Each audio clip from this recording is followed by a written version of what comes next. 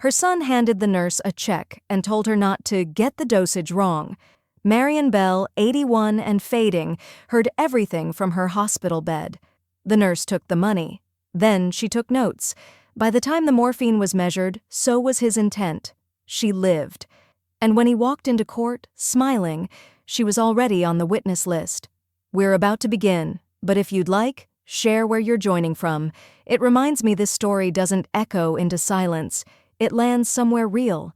Drop it in the comments, and don't forget to subscribe. The beep of the heart monitor was slow but steady.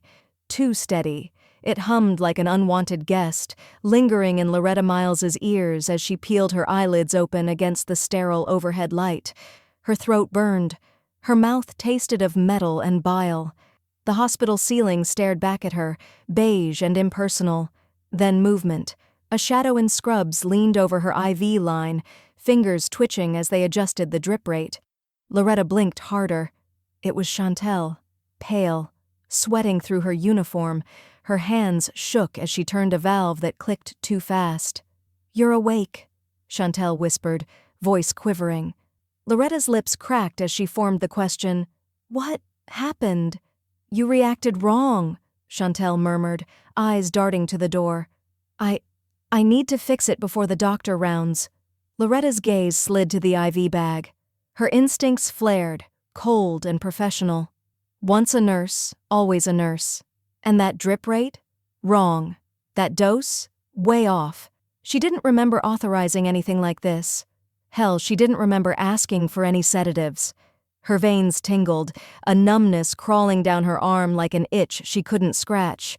"Chantel," she rasped, "what was in that bag?" But Chantel didn't answer. She tightened the line and fumbled with the tubing, then turned away so fast her badge swung sideways. The door clicked behind her before Loretta could form another word.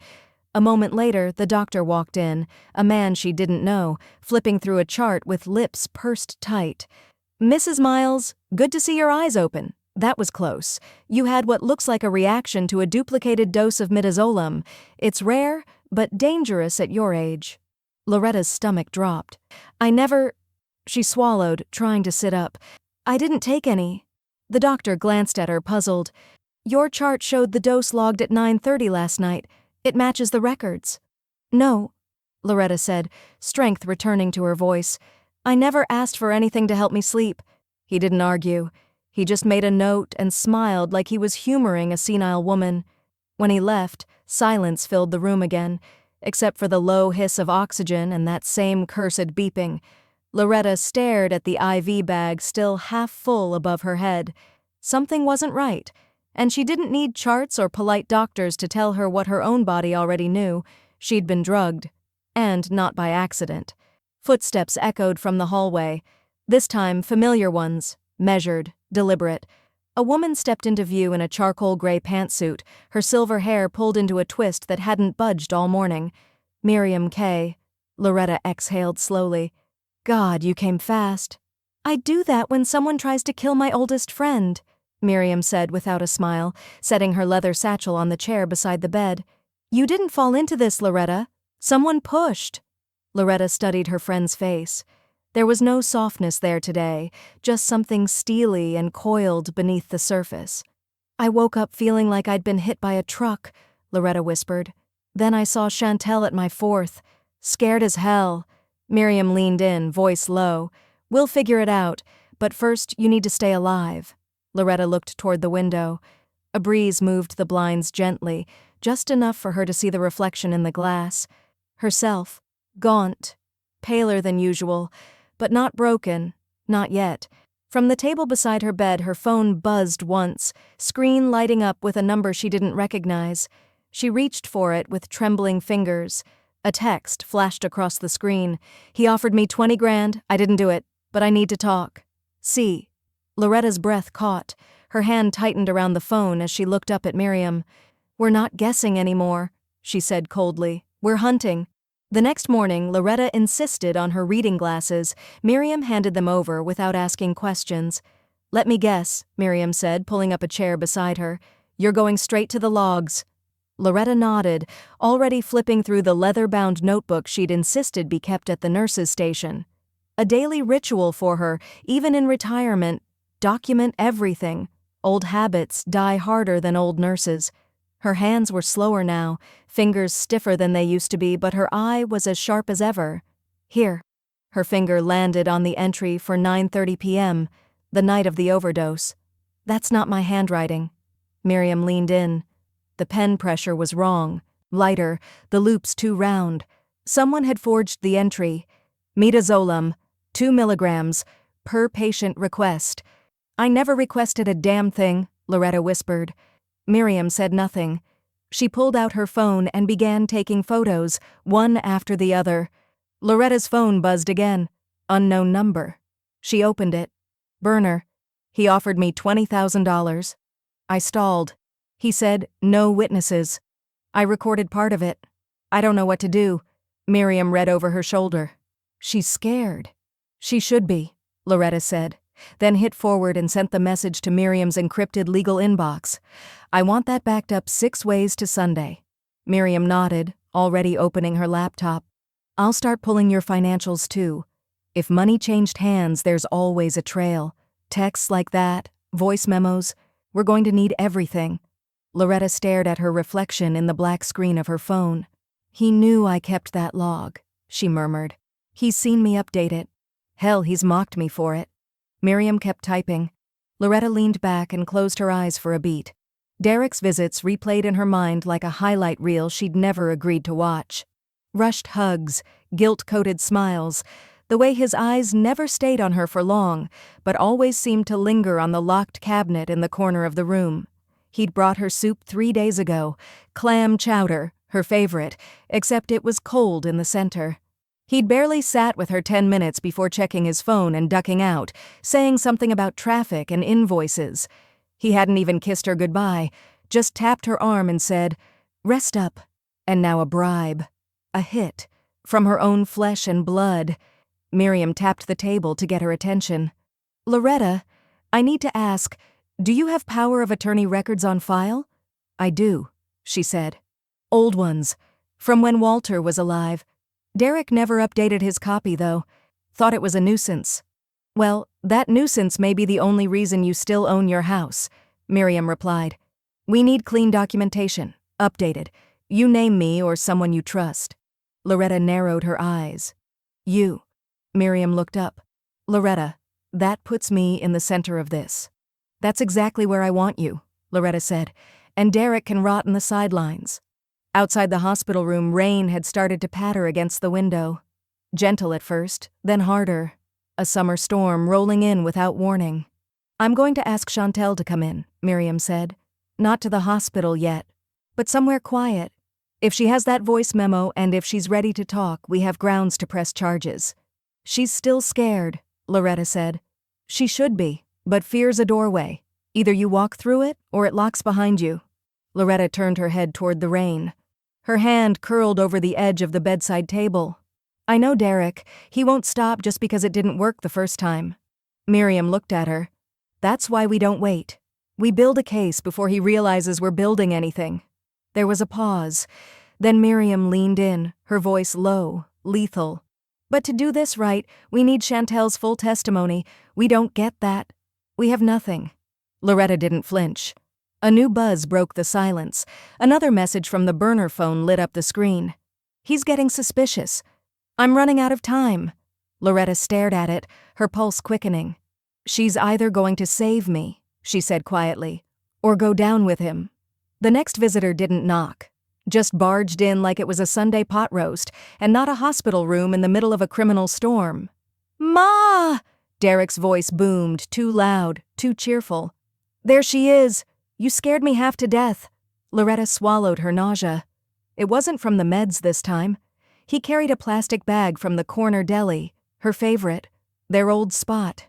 She recognized the smell before she saw the label, French onion soup, garlic bread wrapped in foil. You didn't have to come, she said flatly. He ignored her tone, dragged the visitor chair closer with a squeak, and set the bag on her tray. I know how hospital food is. Figured I'd treat my favorite girl. Loretta gave him a weak smile, careful not to let it reach her eyes. So thoughtful. He sat, elbows on knees, Too comfortable for a son who'd just learned his mother nearly died. Doc says you're doing great. Must be those country genes. Or good record keeping, she said lightly. He chuckled. Still with that little logbook? You're a piece of work. Loretta smiled again. Inside, her stomach churned. Derek reached for the soup, began unsealing the lid. Seriously, Ma, you've got to think about the future. I mean, none of us are getting younger. There it was. The hook hiding behind the bread and butter. Future? She asked. You know, wills, estate stuff. Maybe it's time to just have it all in one place, you know? For peace of mind. He tore open a napkin, avoided eye contact. Don't want things getting messy later. Loretta tilted her head like she was pondering it. Good idea, she said. You always were the organized one. Derek beamed like a boy who got gold stars for pretending to clean his room. Behind him, the door creaked open. Miriam stepped in quietly, her presence sharp as a scalpel. She didn't greet Derek, just stood in the corner, watching. Loretta caught the flicker of unease in her son's eyes when he noticed her. Just for a second. He stood. Miriam, always a pleasure. I wish I could say the same, she said dryly. He smirked and patted Loretta's hand. All right, Ma. I'll let you rest. Soup's hot. Eat while it's fresh, okay? Loretta nodded. When the door closed behind him, her shoulders dropped. Miriam raised an eyebrow. That was smooth. You ever consider poker? I'm playing the long game, Loretta muttered. Her phone buzzed again. A voice memo this time. She opened it and played it low on speaker. Chantel's voice was strained, whispered but clear. I told him I'd do it this week. He said, make it look clean, no questions. I stalled. I said the meds were delayed. He wired me half the money already. The message cut off in static. Loretta closed her eyes. Miriam was already reaching into her bag, pulling out a portable drive and cable. We transfer everything. Now secure server. This can't live in a cloud. Minutes later, the files were uploading while the two women sat in brittle silence. Then came the knock. A new face. Mid-40s, square build, soft but unreadable eyes. He wore a plaid button-down and a badge clipped to his belt. Rowan detective.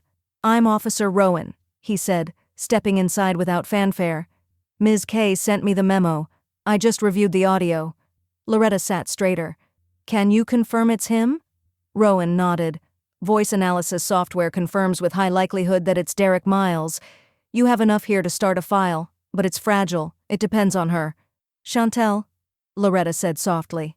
She's the linchpin, Rowan confirmed. If she flips or disappears, this whole thing folds. Miriam shut the laptop. She won't. We won't let her. Loretta's phone buzzed again. Another burner text. But this one was shorter. He's watching me now. I think he knows. Loretta's hands went cold. Miriam looked up. We just moved from suspicion to survival. The DA's office was housed in an old brick building with bad lighting and worse coffee. Miriam K walked through the double glass doors like she'd built the place herself. Prosecutor Elliot Banks was already waiting in conference room 2, tie loosened, sleeves rolled. A man who looked like he hadn't smiled in 3 years and didn't intend to start now. He didn't stand when she entered, just gestured toward the chair opposite him. If this is about a deal, let's not waste time. Miriam dropped a file the width of a phone book onto the table. It's not a deal. It's leverage. Banks raised an eyebrow. Go on. She tapped the top page. Burner phone screenshots. Timestamps matched to security logs. Voice memo. Derek Miles soliciting a medical homicide. Payment logs show a $10,000 wire already delivered. There's another voice memo being transcribed. Banks flipped through it with the eye of someone who'd buried men with less. She's the nurse? He asked. Chantel Ross, licensed, employed by an agency. No record, no priors. Scared, but clean. And she's willing to testify? She's ready to sign a sworn statement, but she wants immunity, both criminal and civil. Banks leaned back, studying her. You know I can't give full blanket immunity until I hear it myself. She'll give it, on record. No coaxing. You're sure? Miriam gave a small, dry smile. I'm never sure. I'm prepared. Banks tapped a pen on the folder. I want her under protective custody if we move forward. Low profile, somewhere Derek won't look. She won't run. She wants to make it right. She better. By late afternoon, Chantel sat in a side office at Miriam's firm, face pale, hair pulled back tight, hands folded like she was praying. The recorder clicked on. Chantel's voice cracked once but didn't break. He offered 20 grand, said it'd be painless, just a little too much sedative. He knew I needed the money. I told him I'd think about it. I never planned to follow through. I stalled. I lied to buy time. She laid out the timeline, the phone calls, the Cash App, her fear, Loretta's kindness. Then she signed the statement with a trembling hand. When she finished, Miriam pressed her shoulder gently. It's done. A few hours later, Loretta's hospital room phone rang. An old beige unit with a cord that curled like a sleeping snake. She picked it up. Hello? Hey, Ma. Derek. She stiffened, but kept her tone warm. Hi, sweetheart. I was thinking, maybe it's time to let this go. All of it. Whatever happened, let's just forget the past. Start fresh after you're out. I'll help get the house cleaned up. We'll sit on the porch like we used to. Loretta stared out the window at the clouds rolling in. You really think we can start over? She asked softly. Yeah. Why not? His voice brightened too quickly. Clean slate. Family first. Always. Loretta looked at the blinking red light on the burner phone beside her. She pressed record. All right, she said gently. Let's see where things go. He sighed, relieved. You're the best, Ma. I'll swing by tomorrow. When the line disconnected, she set the phone down carefully, like it was made of glass. Miriam, seated by the window, didn't look up from her laptop. That was fast. He's testing the water, Loretta said. He feels it shifting. Miriam shut her laptop. It's time to update your will. Loretta raised a brow. We already set that. Quietly, Miriam said. This time, we don't just move the money. We take his name off everything. Permanently. Executor, beneficiary, power of attorney, every trace, before he sees the playbook. Loretta nodded slowly. The wheels were turning now. Quiet, precise, but ruthless. As the sun dipped below the horizon, her phone buzzed again. A new message. From Chantel. He just called me. Asked if I'd gotten cold feet. He's trying to reel me back in. Loretta looked at Miriam, her voice low and certain. If he's testing her too, we're not the only ones building a case anymore. The Chase Bank statement came in encrypted. Officer Rowan brought it himself, tucked in a sealed evidence envelope, no courier, no email. He placed it on the small conference table in Miriam's office like it was a loaded weapon. Transfer hit 3 days before the overdose attempt, he said. Exact amount, $20,000. Memo line said consultation fee. Miriam peeled back the seal. Loretta leaned forward slowly, eyes scanning the neat columns. Consultation? She said bitterly. He must have thought that would cover the smell. Rowan didn't respond. He pulled a notepad from his breast pocket. We need your timeline. Every dose, every gap, everything you remember from that week. Loretta reached into her handbag and pulled out 2 things. Her logbook and a typed printout of her daily medical routine. Vitamins, pressure meds, evening sedatives, dosage windows, and 1 line highlighted in yellow, midazolam not prescribed or authorized at any time. She handed it over like a confession. Rowan skimmed it, nodded. This is good, better than most nursing home records I see. Loretta gave him a tight smile. I used to keep people alive for a living. Habit dies hard. Chantel arrived through the side entrance with her agency liaison. No scrubs today, just jeans, a gray hoodie, and a face drained of color. She clutched the burner phone like it was a live grenade. Rowan slid a small evidence bag across the table. Chantel didn't speak. She placed the phone inside, sealed the bag herself, and pushed it back. She changed the lock code 2 nights ago, Miriam whispered to Loretta. That's when she knew he was close. Rowan tucked the phone away. We'll pull the metadata, GPS, cloud backups, if any. Loretta exhaled slowly, gaze locked on the frost-blurred window across the room. He wired her blood money through his business account? Miriam gave a grim nod. He wanted it to look clean, but that label, consultation, ties it right to her license. It's what tipped compliance at the bank. Loretta blinked once.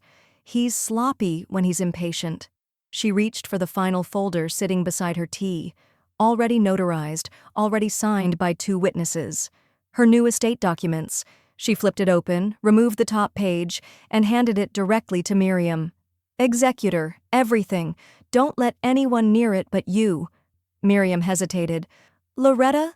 Do it, she said sharply. I'm not handing him keys to a kingdom I built with a man who actually loved me. Her voice cracked slightly at that last word, and suddenly she wasn't 72 and surgical. She was younger, softer, married again. Her eyes glazed and her voice softened. You remember how Walter used to talk about Derek? She said. He always said, you spoil him. He'll think love comes with an invoice. Miriam's throat tightened. I laughed when he said it, Loretta went on, told him not to be so dramatic. But one night, maybe a year before he passed, he sat me down, real serious, said, if anything happens to me, make sure that boy earns it. Don't let him touch your legacy unless he understands what it's worth. Rowan lowered his eyes respectfully. Loretta closed the file. Walter was right, she said. It's not Derek's name on this house, this land, this history. It's mine. And it'll stay that way. The door creaked open. Miriam's assistant stepped in with a tablet. New filing from the DA's office, she said. Grand jury moved up. They're filing for full criminal court proceedings. Loretta froze. Rowan blinked. Already? Miriam swiped through the tablet, her eyes narrowing. They're using Chantel's immunity as leverage. This locks her testimony into the record, admissible in court whether she recants or not. Loretta stood slowly, breath sharp in her lungs. He's going to know, she said. Once this hits, there's no clean slate talk. No porch swings, no second chances. Miriam glanced at Rowan. It's on record now. He's officially in the system. Attempted murder, fraud, conspiracy to commit. Loretta turned toward the window, watching dusk roll in over the parking lot. A black SUV idled across the street, unmarked. Familiar silhouette. She didn't blink. Let him watch, she whispered. He thinks this ends in inheritance. But I'm not dying on anyone's timeline. The envelope was thick and unforgiving, delivered by hand. Miriam opened it in Loretta's hospital room with surgical care, as if any sudden motion might detonate its contents. Grand jury returned the bill this morning, she said, voice even. Indictment for attempted murder, financial fraud, medical conspiracy.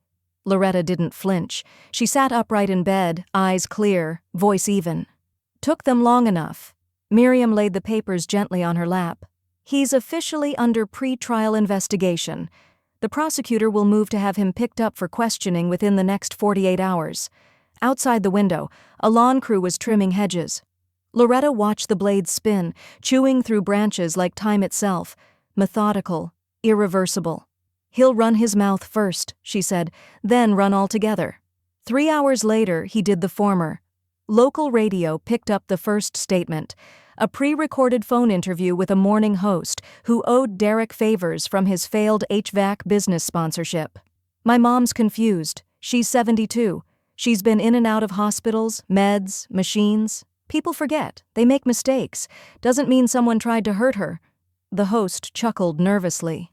But attempted murder's a serious charge. Derek's voice, warm like honey-covered razors.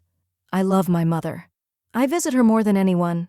You don't do that if you're trying to get rid of somebody. You do it when they start slipping. Miriam stood in front of a small crowd in the county courthouse press bay later that day, Loretta by her side in a navy sweater and scarf, eyes hidden behind dark glasses. She didn't speak, but she didn't have to. Miriam held up a slim, well-worn book. This is Loretta Miles's daily log. Medication doses, food intake, physical symptoms, weather conditions every day for 5 years, cross-referenced with her pharmacy refills and Fitbit records. She flipped open a page.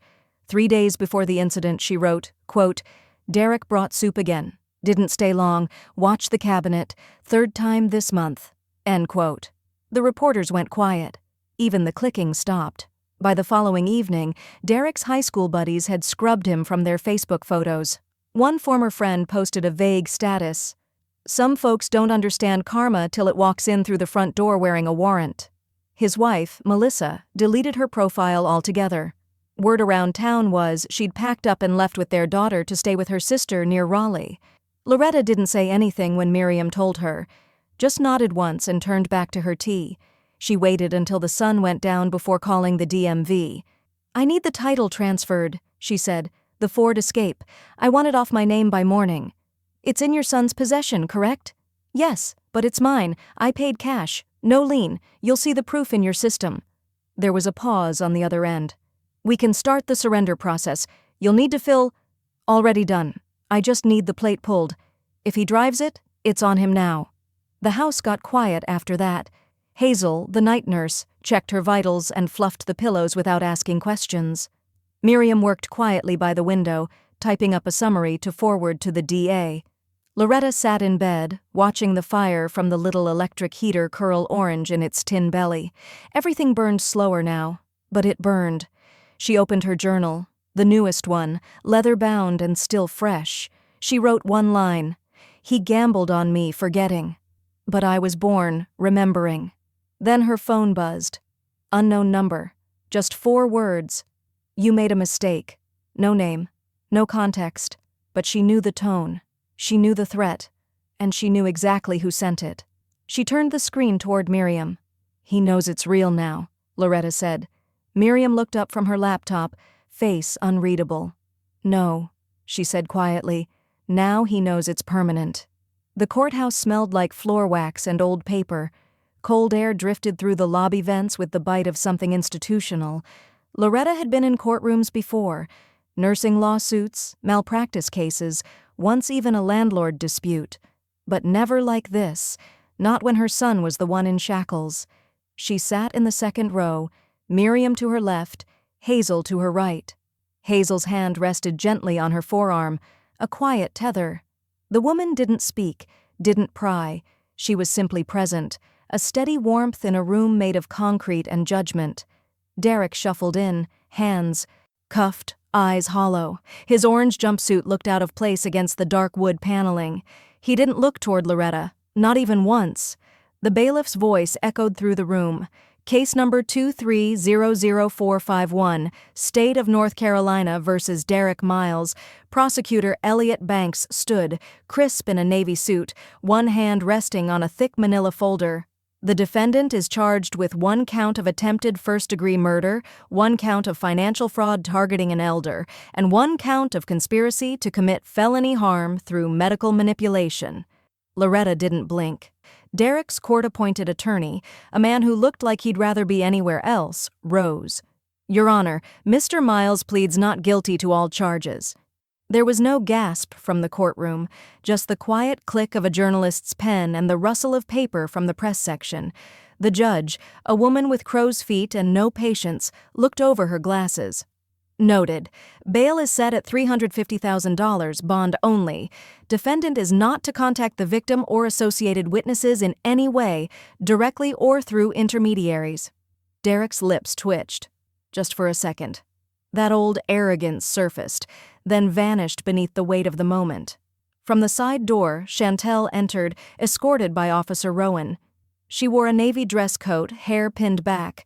She looked smaller than Loretta remembered, like fear had hollowed her out. But when she caught Loretta's gaze, she nodded once, then took her seat in the witness section, chin high. The courtroom lights seemed to buzz louder as Prosecutor Banks laid out a preliminary overview for the media transcript. Derek had offered payment for a fabricated medical overdose, used a business account to conceal the transfer, and leveraged a family relationship to access prescription settings. A calculated, emotionally manipulative attempt to expedite financial gain by means of silencing his own mother, Banks said. "It's not just criminal, it's cruel." The phrase hit like a slap. Even the courtroom stenographer's fingers paused for a beat. Outside, the reporters had already started circling. Loretta saw them through the tall windows, young ones, with cameras slung over shoulders and microphones clutched in bare hands. By noon, the headlines were crawling across local news. Son accused in inheritance attempt scheme. Greensboro woman survives alleged medical. Hit Da. A calculated act of cruelty. By sundown, it hit the national wire. Melissa filed for divorce the next morning. A legal notice was delivered to Derek's attorney. Separation of assets, emergency custody petition, cited irreconcilable betrayal of trust, criminal endangerment, and reckless financial behavior. When Loretta read the line, she didn't cry. She simply turned to Miriam and said, "One more thing off my shoulders." Miriam gave a small nod. "The ship's sinking. She just jumped early." That night, as the courthouse lights dimmed, Hazel made Loretta her tea, cinnamon and valerian, same as always, and turned on the porch light out of habit. But Loretta stayed in the dark. She watched her own son's face flicker across the 10 o'clock news, flanked by stills of his mugshot and the damning quote from the prosecutor. Then she noticed something new. A reporter standing outside the courthouse mentioned a leak.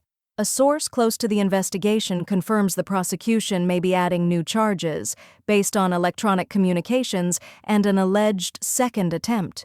Loretta turned down the volume. "Second attempt?" Hazel noticed. "What is it?" Loretta didn't answer. She picked up her phone, opened the burner thread, scrolled back to the message that chilled her the most. "You made a mistake." She stared at it, fingers trembling slightly. Miriam had said it was a threat, but now Loretta wasn't sure. Maybe it wasn't a warning. Maybe it was a promise. Rain lashed against Miriam's office windows like a warning, the kind of southern summer storm that rolled in with no invitation and stayed just long enough to ruin your plans. But inside, the lights stayed warm, the legal pads kept filling, and no one flinched. Chantel sat stiffly at the edge of the couch, legs pressed together, shoulders tense. She hadn't worn makeup in days. Her hands twisted the hem of her sleeve with mechanical repetition. Loretta sat across from her at the round table, a blanket over her lap, legal file open like a menu of trauma. Miriam paced, reading aloud from the witness prep folder. "You'll be asked about the payment. Don't elaborate. Let the audio speak for itself. Keep your answers short. Factual. Calm." "I can do that," Chantel said, but her voice caught on the last word. Miriam looked at her. "Fear is allowed. Folding isn't." Chantel nodded. Loretta gave her a quiet look, one that said, "You walk through this, or you never stop running." Later that night, Loretta sat alone at her kitchen table, a yellow legal pad in front of her and a teacup cooling beside it. The fire in the hearth had long gone out, but she hadn't moved. She was writing a letter, not to the court, to Derek. Her pen scratched slowly across the paper. "You were the first thing I ever loved that scared me back. You studied me like a patient chart, symptoms, weaknesses, allergies. Then you prescribed yourself the cure. My absence. But I'm still here, Derek. I'm still here." She folded the letter, slid it into a plain white envelope, and tucked it into the back of her journal. No address, no stamp. Just a ghost she wanted to cage on paper. At the precinct the next day, Officer Rowan leaned against the wall of the evidence room, arms crossed, eyes narrowed at the logbook that had been tagged, numbered, and bagged. "Chain of custody's tight," he told Miriam. "Nothing tampered. Chantel's phone, the voice memos, the account transfer logs, they all line up. Jury's going to see it in sequence, and it's clean." Miriam exhaled through her nose. "We just need to hold her together long enough to get her through Cross," he nodded, "and keep him from blowing something up before the trial opens." 2 hours later, the lab results came in. Miriam handed Loretta the sealed envelope without a word. Loretta read it, lips thinning as she skimmed the lines. "Midazolam present in bloodstream at 2.8 milligrams, administered within a 2-hour window. Not consistent with a dosing error. Not a mistake, a move. Deliberate. Surgical. Timed." She handed it back and looked out the window. He almost got it right. Then the final card dropped. Rowan called Miriam just before midnight. "You need to see this," he said. "Now." She arrived at the station in sweats and a coat. He met her at the back entrance, eyes sharp, jaw tight. He handed her a printout. Banking records flagged under Derek's name from a third-party broker. "Life insurance policy," Rowan said. $250,000 payout. Purchased 5 days before the overdose attempt. "Beneficiary?" Miriam asked, already knowing. "Derek Miles." Her stomach turned. He took out a life policy on her like it was a plane ticket. No known pre-approval from Loretta. It's fraud unless he forged consent. Miriam stared at the date again. 5 days. That wasn't panic. That was planning. "We'll call the insurance company in the morning," Rowan said, but Miriam already knew what came next. Back at the house, Loretta sat on her porch, alone under a blanket as the rain softened into mist. The old wind chime her husband had hung over the porch, bent copper and a little rusted, whispered across the breeze. She watched the road. Not for a car, for what came after. Her phone buzzed once, a voicemail. Unknown number. She pressed play. Derek's voice crackled through the static, slower this time, controlled. "I really hope you enjoy being the star of this little circus, Ma. Let's see how long you can keep it up. You always loved being the martyr." Click. Just that. She deleted it without hesitation, then whispered to no one, "I'm not the martyr. I'm the survivor." The courtroom was colder than before. Not in temperature, but in tension. Loretta sat straight-backed in the gallery, dressed in dark gray, her silver hair pinned with exacting care. Beside her, Hazel clutched a thermos she hadn't touched. Miriam sat 2 seats down, taking notes without looking away from the front. All eyes were on Chantel Ross. She walked to the stand like her feet weighed twice what they should, every step deliberate. Her coat had been replaced with a charcoal blazer, the same one from her interview. Her hands trembled only once, when she raised her right one for the oath. Prosecutor Banks stepped forward with the rhythm of a man who didn't need to warm up. "Ms. Ross, how did you come to know Mr. Derek Miles?" "He contacted my agency in June," Chantel said. "Said his mother needed supplemental night care after a blood pressure episode. The agency matched me with the case." "And what did that arrangement include?" "Vitals, dosage preparation monitoring her sleep cycle, no sedatives without prior approval, just routine elder care." Banks nodded. "At what point did Mr. Miles speak to you outside of that agreement?" The air tightened. Chantel's eyes flicked to the jury box, then to the recorder light blinking near the court clerk's desk. 3 weeks in, she said. "He asked to talk outside the house, said he had a proposition, offered $20,000 if I made her comfortable enough not to wake up." A collective inhale rippled across the courtroom. Someone in the press row stopped typing. "And did you agree?" Banks asked. "No," Chantel said firmly. "I stalled.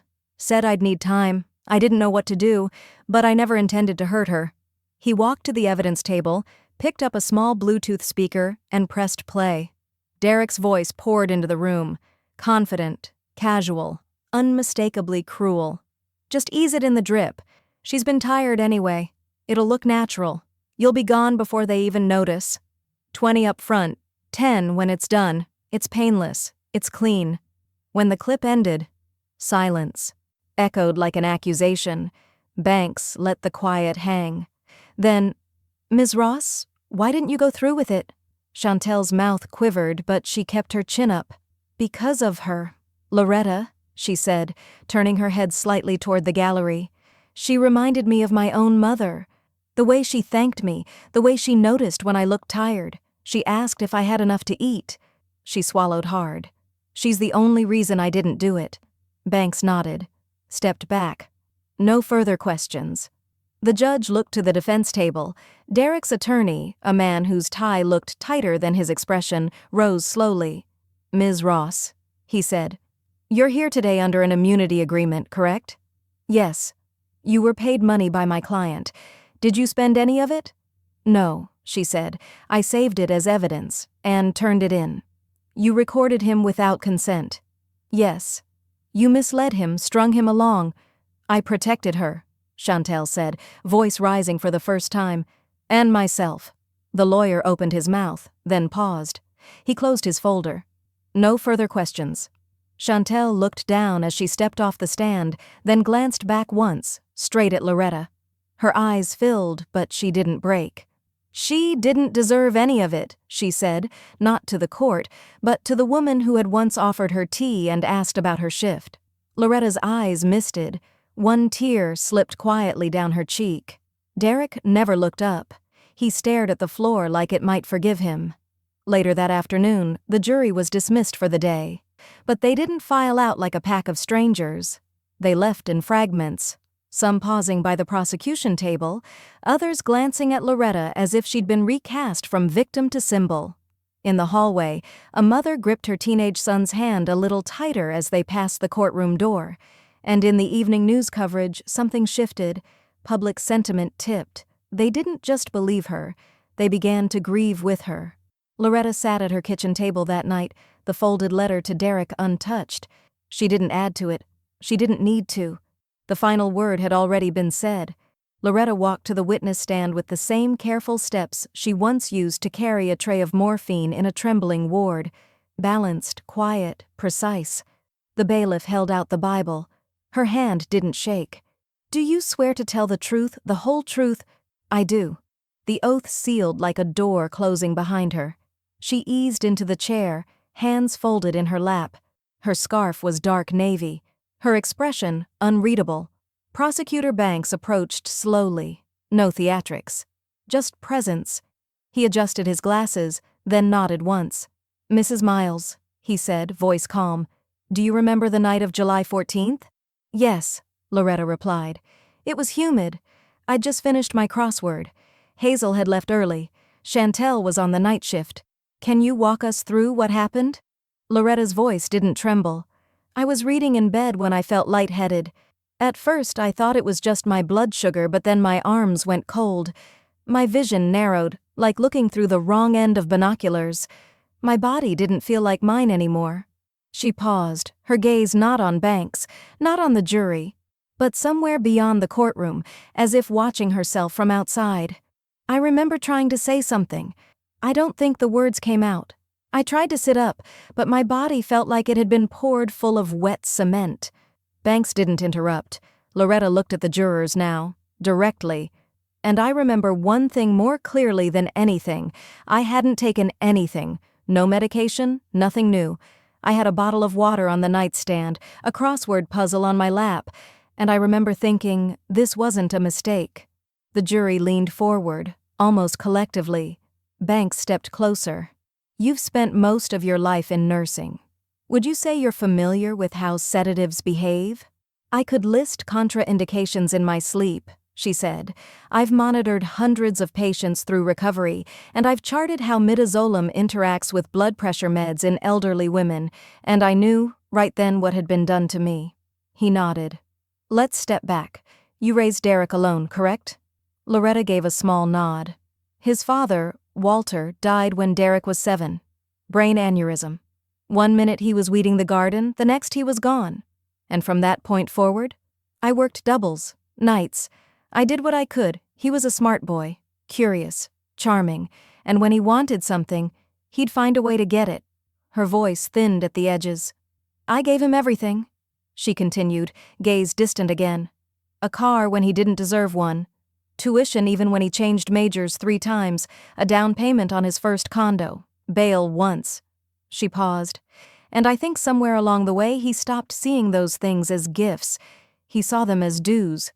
Banks waited a moment, then asked, "Did you ever suspect he might hurt you?" "No," she said. "Not with fists. Not even with word. Derek doesn't raise his voice." She looked directly at the jury again. "But I believe he wanted me gone. Not suddenly, slowly, with a signature, not a knife."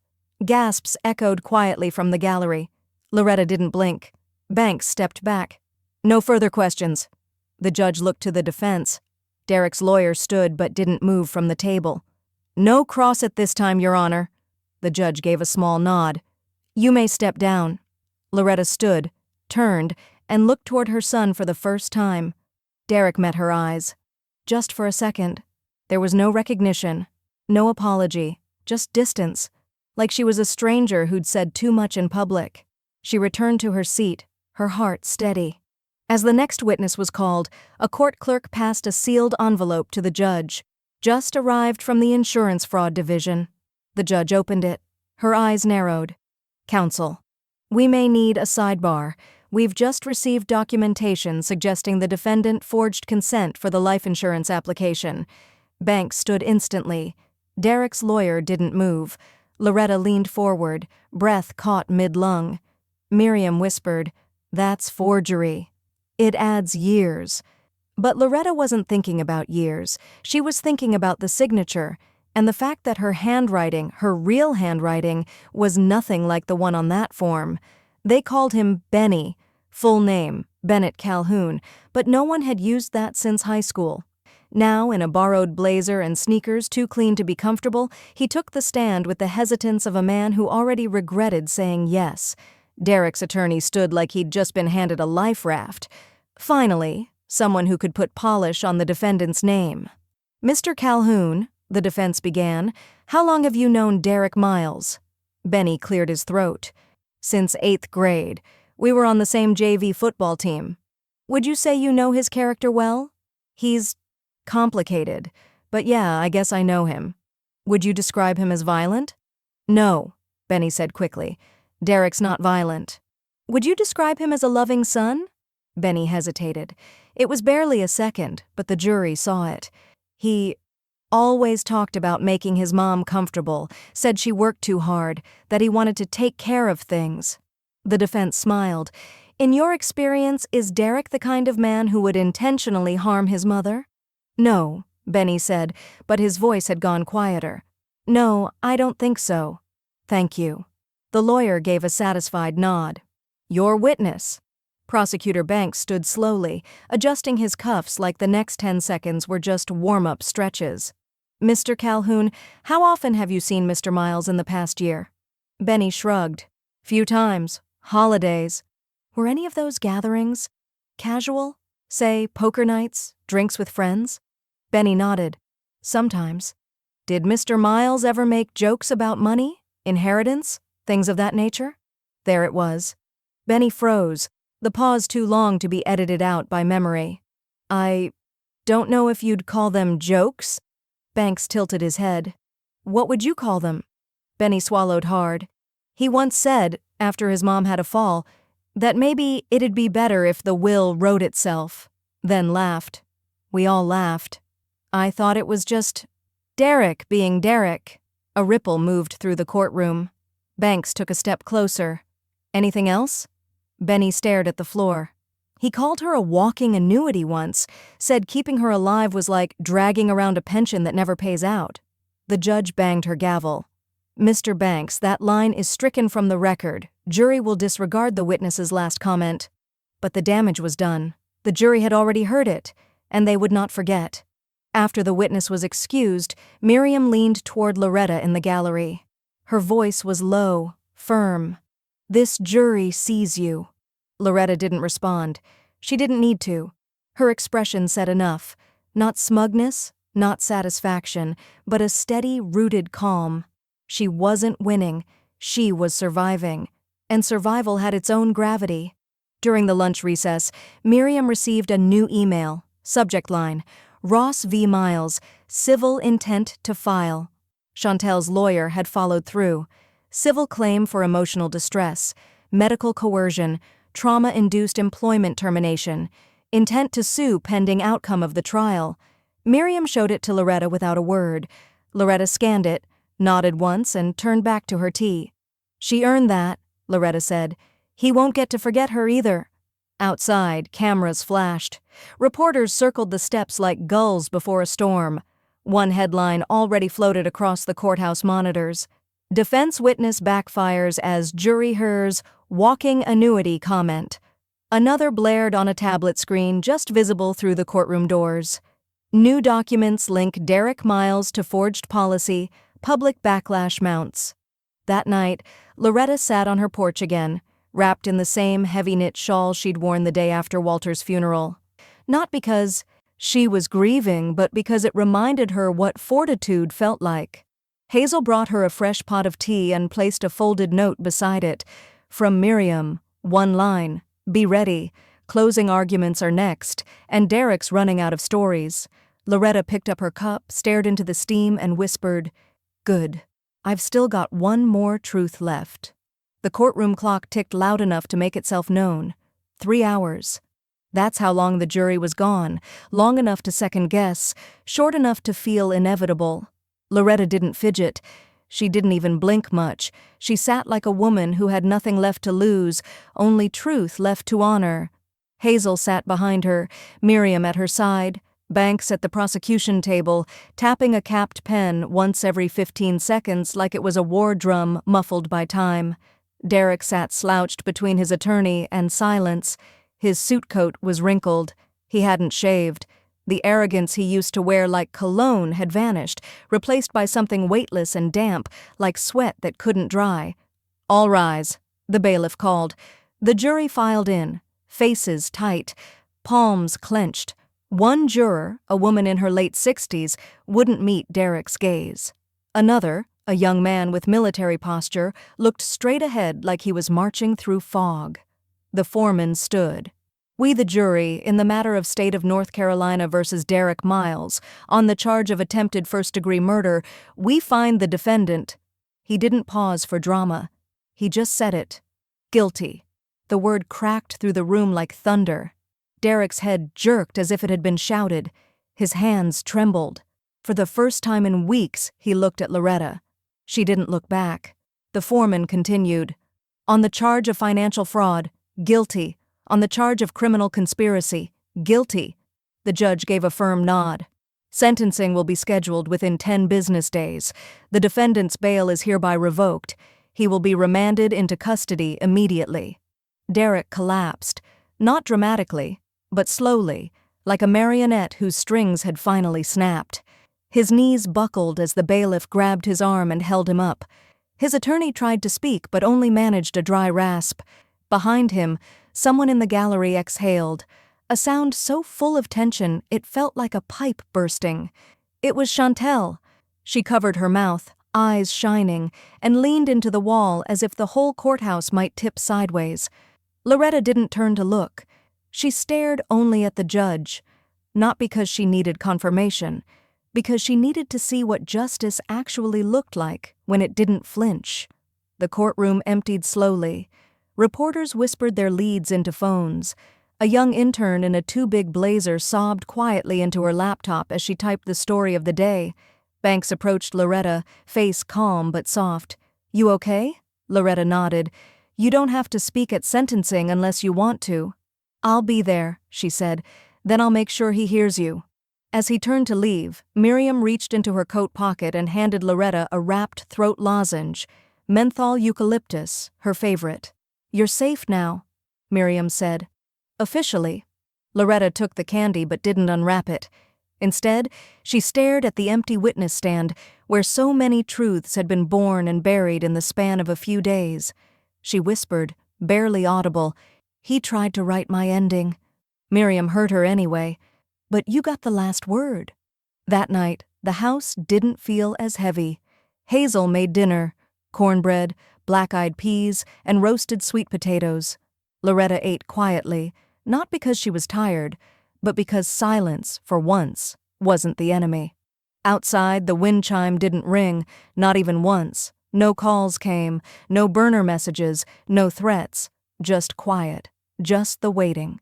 She sat on the porch again, same blanket, this time with tea already steeped, no sugar. The letter to Derek sat in her lap, still sealed. She thought she might burn it, or read it again, or send it to the judge before sentencing. She hadn't decided yet, but she would, and it would be her decision. The visitation room was smaller than Loretta expected. No bars, just thick glass and plastic chairs bolted to the floor. Fluorescent lighting hummed above, casting every wrinkle, every crack, into sharp relief, the kind of space where nothing was meant to feel human. A guard escorted her in and stood near the door, stone-faced, arms crossed, no introductions, no apologies. Derek was already seated, hands cuffed to the tabletop, jail uniform wrinkled at the elbows. His eyes were rimmed red, though whether from sleep or shame, Loretta didn't guess. She sat across from him, placing her gloved hands on the table, not touching, just anchoring herself. He spoke first. "I didn't think you'd come." "I almost didn't," Loretta replied. "But I've never left a room just because it made me sick." Derek's face crumpled for a second. He blinked rapidly, shaking his head as if trying to clear static. "I was desperate, Ma." His voice cracked. Everything was falling apart. The business, the house. Melissa was ready to leave. I wasn't thinking straight. "No," she said, voice low. "You were thinking clearly. You thought it out line by line. Policy forms, dosage timing, wire transfers. You weren't out of control. You were in control." He looked away. She leaned forward, each word exact. "You studied how to erase me, Derek. You used my medical history like a blueprint, like I was a building you'd already condemned." His shoulders sagged. He didn't cry, not in the way he wanted to, but the tears were there, clinging to the edge of his lashes like they weren't sure they belonged to him anymore. "I didn't want to hurt you," he whispered. "You didn't want to get your hands dirty," Loretta corrected, but the goal was the same. A long silence fell between them. Then Derek asked it, the question he had probably rehearsed a dozen times in his cell. "Can't we try again? Start over?" Loretta didn't answer right away. She let him sit with the silence he'd earned. Finally, she rose, slow, deliberate. She took the envelope from her coat pocket and placed it gently on the table between them. "I forgive you," she said, "because I won't carry you with me anymore." His eyes flickered with something that might have been hope. But then she finished, "But I don't forget. And I won't pretend you're still my son in the ways that count." Derek's mouth opened, then closed. He looked like a child who had broken something expensive and just realized there was no gluing it back. She didn't wait for him to speak again. She turned to the guard and nodded. As the officer opened the door, she said one final thing without looking back. "You tried," she said. "I survived." Back at home, Loretta sat in her sunroom with Miriam. The envelope she had handed Derek hadn't contained her letter. That had been burned in the fireplace 2 nights ago. Instead, she handed a copy of it, rewritten, clearer, to Miriam now. Miriam opened it, brows rising slightly. At the top was a bold header, "Request for maximum sentencing and legal severance from estate rights of Derek Miles." She read it once, then again. "Are you sure?" Miriam asked softly. Loretta nodded. "He gets no keys, no claims, not even a footprint. And forgiveness?" Loretta sipped her tea. "That was for me, not for Mercy." The next morning, the DA received the letter. By noon, the sentencing file had been amended with Loretta's statement attached. Strong, undeniable, not angry, just finished. And later that evening, a new filing appeared in the public record. Estate executor files motion to remove Derek Miles from all inheritance and power of attorney preclaims. Outside, the porch wind chime finally stirred. A slow breeze, a single note, the kind that only rings when something is truly over. But Loretta didn't hear it. She was asleep for once. No fear in her chest, no unfinished words in her hands. The courtroom was half full, but the silence made it feel packed wall to wall. Not a cough, not a shuffle, not a single click of a pen. Derek sat at the defense table in his uniform, wrists cuffed, face pale, eyes bloodshot but dry. His lawyer sat beside him, unreadable. At the front, Judge Palmer adjusted her glasses, unfolded a printed page, and cleared her throat. "This court has received a statement from the victim, Mrs. Loretta Miles. At her request, I will read it aloud before sentencing," she began. "I do not stand here to punish. That's the court's job. I do not speak today to plead. That's for those who still believe someone can change. I am here only to name what happened. So history doesn't get rewritten by the one who tried to erase me." Murmurs shifted faintly through the gallery. The judge continued. "He used my trust as blueprint, my kindness as a lever, and my health as cover for cruelty. That is not grief. That is strategy. That is not a mistake. That is malice measured in milligrams." Banks didn't move. Miriam sat, hands clasped tight. "I forgive because I refuse to let this bitterness outlive me, but I request, with full voice and full clarity, that this court assign the maximum penalty allowed, and that no inheritance, legacy, or benefit tied to my name ever reaches his hands, not out of spite, but to mark the line between blood and loyalty." Judge Palmer folded the page and laid it gently on the bench. "In the matter of State versus Derek Miles," she said, on charges of attempted first-degree murder, financial fraud, and conspiracy to commit medical homicide. This court sentences the defendant to 17 years in the custody of the Department of Corrections. Eligibility for parole shall not begin before year 12. Bail remains revoked. Civil hearings may proceed concurrently. The gavel fell. Once. Sharp. Final. Derek didn't look at Loretta. Didn't beg. He just dropped his head into his hands and stayed there as 2 guards led him from the room. Outside, the sky was gray but clean. A breeze moved. Through the trees, not the howling wind of drama, but the kind of breeze that follows rain. Loretta stepped into it quietly, arm looped with Miriam's. Chantel followed close behind, coat cinched at the waist. They didn't speak. They just walked. Out of the courthouse, down the steps, through the last ring of camera flashes and muttered headlines. Miriam's arm tightened slightly as a reporter called out, "Mrs. Miles, do you have anything to say now that justice is served?" Loretta didn't break stride. But as they reached the car, she paused, turned slightly. "Justice isn't served," she said. "It's guarded, and some of us are the ones standing watch."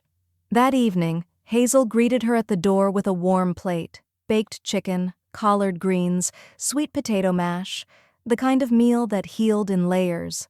"No speeches," Hazel said softly. "Just food, just home." Loretta kissed her cheek and sat down. She didn't eat quickly. She didn't speak much, but there was no shadow behind her now, just a kind of stillness that hadn't touched her in months. The next day, Miriam received a letter from the hospital where Chantel once worked. A fund had been created, the Loretta Miles Integrity Grant, annual, staff-voted, given to a nurse who, as the board's letter read, upholds care above convenience, truth above comfort. Chantel signed the letter as co-founder. Miriam read it aloud at the breakfast table. Loretta didn't cry, she just nodded once. Then said, "We'll match it." Every year Miriam raised an eyebrow. "From where?" "From what he doesn't get," Loretta said. By sundown, the paperwork had already been drafted. Miles Foundation scholarship application for nurses who choose integrity, printed in thick serif font with one short quote underneath. "I survived. That doesn't mean I forget. It means I plant something better." Loretta signed it with a new pen. Clean ink. Clean lines. She stepped onto her porch that night, tea in hand. For the first time in months, there was no letter on her lap, no decision waiting to be made, just her breath, her body, her name, and a world that still turned. The attorney's office was quiet. Mid-morning sun poured through tall windows, and the air smelled faintly of lemon oil and paper. Loretta sat across from Miriam at the signing table. No frills, no ceremony, just ink, weight, and decision. "Are you sure?" Miriam asked, though she already knew the answer. Loretta nodded. "They earned it, not with blood, with presence." She signed the final page. 2 new names beneath hers, Hazel Bryant and Chantel Ross, listed not as caregivers or dependents, but as co-beneficiaries, co-heirs. No mention of Derek, no footnote, no fallback clause, no apologies. Miriam sealed the packet and placed it in her briefcase. "It's done," she said. "No," Loretta corrected gently. "It's begun." That afternoon, she met with a representative from the bank. They walked the edges of her property, discussing refinance options, equity releases, long-term interest exemptions for nonprofit transfer. The math worked in her favor. The equity from her home would fund the next 10 years of the Miles Foundation scholarship, enough for a dozen full rides to nursing students who didn't have family support or political clout. Just grit. She signed the agreement on the hood of her car, beneath a sky that didn't threaten storm. Later that week, she wandered into the garden, the one Walter had built by hand. The stone path, the climbing roses, the fig tree that refused to die even after 2 winters of frost. The trellis still stood, though a little crooked now. She reached down to clear some weeds and found, buried beneath the leaves, one of the original markers Walter had carved into the soil border. The word etched in wood, faded but legible. Steady. She smiled, pressing her palm against it. "We raised a man who chose darkness," she whispered, "but I survived it." I outlived what he planned, and I get to choose what comes next. Sunday came, and with it, roast chicken and green beans and Chantel's banana pudding that never set right but always disappeared first. They ate in Loretta's kitchen, plates clinking, voices soft. Chantel called every week now. Hazel stayed on as night nurse, though truthfully, it was more companionship than care at this point. Still, she cooked, folded towels, and filled the house with warmth that didn't ask for anything back. That night, as they cleared the table, Hazel opened a shoebox. "I've scanned about half of them," she said, setting a thumb drive beside Loretta's tea. "My journals?" Loretta blinked. "You're serious?" "We're halfway to a memoir," Hazel said. "People need to read what survival sounds like." Loretta held the drive in her palm like it was heavier than it looked. In the weeks that followed, the hospice center across town hosted a small ceremony. Loretta was there, scarf pinned just right, spine straight. They unveiled a new plaque beside the entryway. The Loretta Miles Garden for Patient Dignity, donated by nurses, maintained by students, visited by families. Loretta didn't speak at the mic. She just touched the bronze and whispered, "Let them bloom." Late one evening, after everyone had gone home and the dishwasher had finished its last cycle, Loretta sat at her kitchen table alone, not lonely, just quiet.